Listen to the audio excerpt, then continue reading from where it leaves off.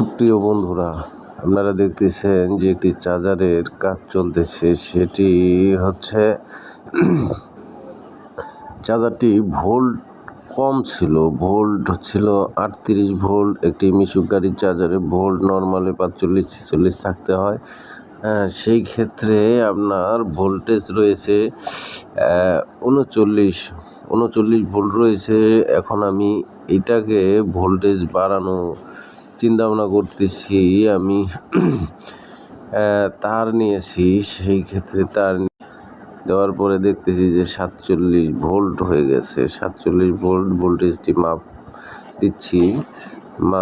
দিচ্ছি দিয়ে দেখতেছি যে কী অবস্থা, 46-47। এখন আশা করা যায় যে চার্জারটি মোটামুটি সঠিক হয়েছে। এখন আমি তারটি কেটে ফেলে চার্জারটি ফিটিং করব। আপনারা দেখুন যে একটি চার্জারে ভোল্ট কিভাবে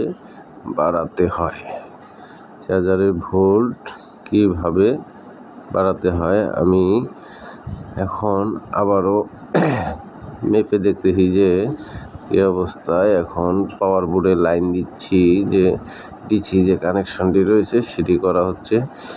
এটি পাওয়ার বোর্ড রয়েছে, পাওয়ার বোর্ডটিতে লাইনটি সংযোগ দেওয়া হচ্ছে।